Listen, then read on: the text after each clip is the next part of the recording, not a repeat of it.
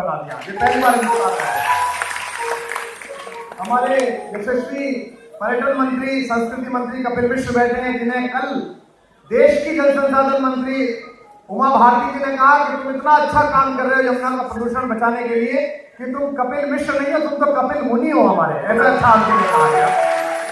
भाई आशुतोष जी बैठे हैं, हमारे बहुत सारे विधायक, जर्नैल भाई बैठे हैं, 84 के हक की आवाज उठाने वाले, फुल्का साहब, इतने बड़े महारथी यहाँ पर बैठे हुए हैं, और खेड़ा साहब यहाँ पर बैठे हैं, तमाम जो लोग आए हैं।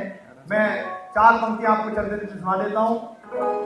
फारसी में एक लफ्ज है दार, आप सब जानते हैं, दार फांसी को कहते हैं और सर को कहते हैं। तो जब मैं पढ़ाता था कॉलेज में तो 60 मिनट के लेक्चर में 5 मिनट आखिर में ऐसा छोड़ता था कि आपको जो मुझसे पूछना हो और मेरे पास उसका जवाब हो तो मैं दे पाऊंगा। तो एक बार एक बहुत शरारती लड़के ने मुझसे पूछा मजाक में कि सर सरदार कौन होते हैं? मैंने कहा क्लास में 2-3 बैठे यही होते हैं। बोले नहीं लिखा रहता कि डकैतों के सरदार ने डकैती डाली, ये भी सरदार है। सरदार क्या होता है? तो मैंने उसका कल बताऊंगा मैं तुझे। अगले दिन मैं उसको 4 लाइनें लिख के ले गया और मैंने उस सरदार शब्द की व्याख्या पढ़ी है। याद रखिए, सर कहते हैं सर को और दार कहते हैं फांसी को। हिंदुस्तान के ब्रिटिश एम्पायर का आधिकारिक आंकड़ा है कि 123 फांसी जो हिंदुस्तान में हुई हैं ब्रिटिश सरकार की ओर से, उनमें से 82 सिर्फ सरदार माओ की कोख से चढ़ाए गए। कि जो 2 दिल एक कर देता है, कि जो 2 दिल एक कर देता है, असली प्यार होता है।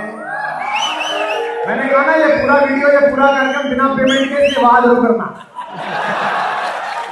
हमारे दिल्ली के संयोजक और हमारे छोटे भाई बहुत प्यारे, मतलब अंदर से ये भी आधे से ज्यादा कवि है, दिलीप पांडे आगे एक बार जोरदार तालियां दिलीप के लिए बजा दीजिए। दिलीप को जब मैं देखता हूँ मुझे अच्छा लगता है कि मेरी हिंदी पर अगर आदमी प्रश्न चिन्ह उठाते हैं समझ में नहीं आती तो उसकी तो बिल्कुल ही समझ में नहीं आती। कि जो 2 दिल एक कर देता है, असली प्यार होता है। सनम को ही खुदा समझे वही स्वीकार होता है।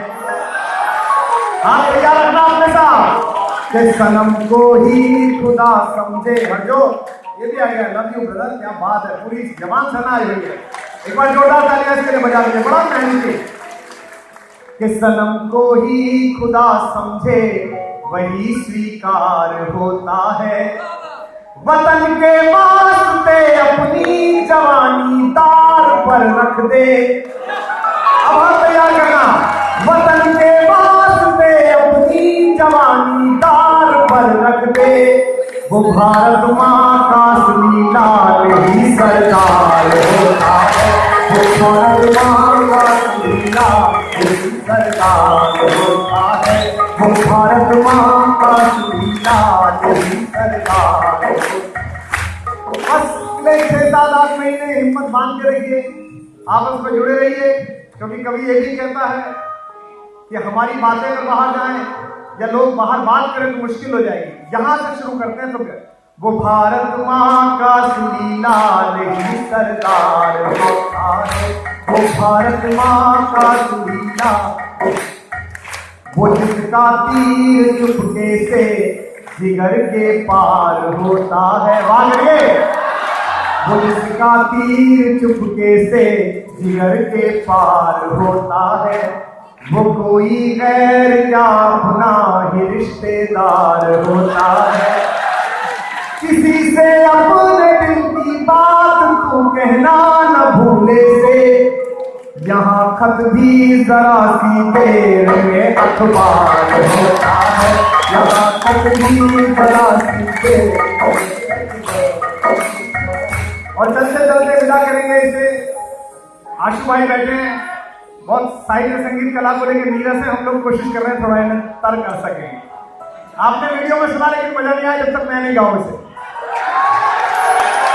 किसी का जन्म महत्वपूर्ण नहीं होता, उसकी मृत्यु महत्वपूर्ण होती है। 1907 में नवाशहर से 55 किलोमीटर दूर खटकर कला में सरदार किशन सिंह जी और माता विद्या के घर में जब एक छोटा बच्चा पैदा हुआ तो हिंदुस्तान में लाखों बच्चे पैदा हुए, किसी ने नहीं जाना कि कौन पैदा हुआ, लेकिन 23 साल की उम्र में जब मादरे वतन हिंदुस्तान पर वो शेर, वो जाबाज शहीद हुआ, तो हिंदुस्तान की माओ ने ख्वाब देखा कि उनकी कोख से भगत सिंह जैसा बेटा पैदा हो। तब कहते हैं मृत्यु महत्वपूर्ण, जन्म महत्वपूर्ण नहीं है, मृत्यु महत्वपूर्ण नहीं है। ये भारत की राजनीति में वंदे मातरम और भारत माता के नारे की बाध्यता लगाने वाले लोगों, फैजाबाद की जेल में, जहां सुल्तानपुर से हमारे संजय भाई आते हैं, उसी के पास फैजाबाद की जेल में जब फांसी होनी थी शहीद आजम राम प्रसाद बिस्मिल और अशफाक उल्लाह खां को, तो फांसी की पहली रात अशफाक की आंखों में आंसू उतर आए। वो थोड़े उम्र में छोटे थे, तो उन्हें गले से लगाकर पंडित राम प्रसाद बिस्मिल ने कहा, मौत को देखकर मेरा शेर रोता है, इसी दिन के लिए हिंदुस्तान पर कुर्बान होने के लिए चला था मेरे साथ। तो उन्हें गले से लगाते हुए लिपटते हुए अशफाक ने कहा, पंडित जी, इसलिए नहीं रोता कि सुबह 5 बजे फांसी लग जाएगी, इसलिए रोता हूं कि आप हिंदू हो, आपके यहाँ पुनर्जन्म की संभावना है, आप इस मादरे वतन हिंदुस्तान पे मरने के लिए दोबारा आ जाओगे। मैं तो इस्लाम में पैदा हुआ हूं, केवल एक ही बार कुर्बान होकर मिट्टी में प्रतीक्षा करता हूं। अब आपको सुना रहा हूं कि सरदार किशन बापू, राजमाता विद्यादाता, धन्यवाद खटकण कला जग में प्रकाश तो आया,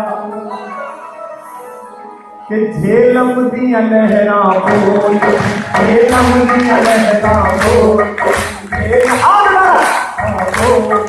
झेलम दिया लहरा बोल, कजना दिया लहरा बोल, कजना दिया लहरा बोल, पिंडा की पुकार जब खुद शहरा शहरा बोल, पिंडा की पुकार जब खुद शहरा शहरा बोल, सोए मुल्क विच बलदा दाता, सोए मुल्क विच बलदा दाता, शुरू किया जगराता, होए वीर भगत सिंह वे नाल जुड़ गया दाता, वीर भगत सिंह वे नाल जुड़ गया दाता, वीर भगत सिंह वे नाल जुड़ गया दाता, वीर बड़ा साथे सदमे भारत माता, वीर साथे सदमे भारत माता, वीर भगत सिंह भगत सिंह वे नाल जुड़ गया दाता, भगत सिंह वे नाल जुड़ गया दाता, आजादो परवाना हो, आजादो परवाना हो। कौन आजाद?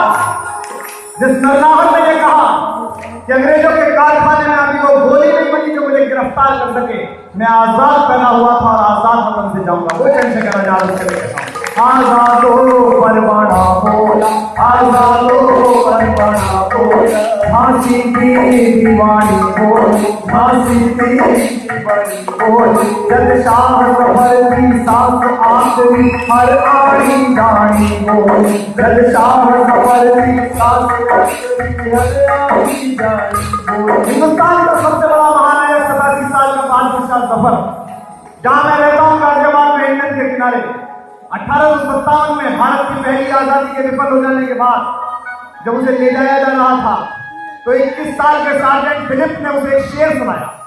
फिलिप हिंदुस्तान में पैदा हुआ था, पूना में, उर्दू सीख ली थी सरकार चलाने के लिए। उसने कहा, बादशाह सलामत सुना, आप शायर भी हैं। बादशाह जफर ने कहा, ना तो आप बादशाह बचे हैं और शायर भी कहाँ है, कहिए। उसने कहा, एक शेर आपकी शान में लिखा है, सुना दे क्या? फिलिप ने शेर सुनाया और पूरे हिंदुस्तान की बेइज्जती करने की कोशिश की। फिलिप ने कहा, दमदमे में दम नहीं, अब खैर मांगो जान की। दमदमा वो जगह थी जहां हिंदुस्तान की तोपें रखी जाती थी, लाल किले में। दमदमे में दम नहीं, अब खैर मांगो जान की, ऐ जफर ठंडी हुई शमशीर हिंदुस्तान की। बादशाह ने नमाज पढ़ी, बाहर आए, बोले बरखुरदार यहाँ आइए, आपने एक शेर सुनाया था, हिंदुस्तान छोड़ के रंगून जा रहे हैं, आप कहें तो मादरे वतन की ओर से एक शेर आपको सुना दें। फिलिप ने कहा, सुनाइए बादशाह। उसने कहा था, दमदमे में दम नहीं, अब खैर मांगो जान की, ऐ जफर ठंडी हुई शमशीर हिंदुस्तान की। तो 87 साल के हिंदुस्तान के बूढ़े शेर ने कहा, गाजियों में बू रहेगी जब तलक ईमान की, तख्ते लंदन तक चलेगी तेरी हिंदुस्तान। आजादो परवाना बोल, आजादो परवाना बोल, झांसी की दीवानी बोल, झांसी की दीवानी बोल। और इसीलिए कहता हूं कविता पर विश्वास करो, कविता युग बदलती है। बहादुर शाह ने कहा था लंदन तक तेज चलेगी हिंदुस्तान की। और जलियांवाला बाग के नृशंस हत्याकांड के बाद जब ऊधम सिंह ने भरी महफिल में डायर बजाकर गोली मारी तो बहादुर शाह जफर दोबारा जिंदा हो गया कि गाजियों में बू रहेगी जब तलक ईमान की, तक लंदन तक चलेगी तेज हिंदुस्तान। आजादो परवाना हो, आजादो परवाना हो, आजादो परवाना हो, आजादो परवाना हो, झांसी की दीवानी हो, झांसी की दीवानी हो। जब शाह जफर की सांस आखिरी हर आई जानी हो, जब शाह जफर की सांस आखिरी हर आई जानी बोली, शाह जफर की सांस आखिरी हर आई जानी बोली। लंदन तक बसती आया, लंदन तक बसती आया, सुखदेव राजगुरु नायक सुखदेव राजगुरु नायक। दिल्ली विच पग बसंती पाखुआनी कुर्बानी बोली, दिल्ली विच पग बसंती पाखुआनी कुर्बानी बोली। मेरी कोट भी जाए भगत सिंह, मेरी कोट भी जाए भगत सिंह, मेरी कोट भी जाए भगत सिंह, दुआ करे हर माला वीर भगत सिंह मेरे नाम बुलाना, वीर भगत सिंह मेरे नाम बुलाना। साडे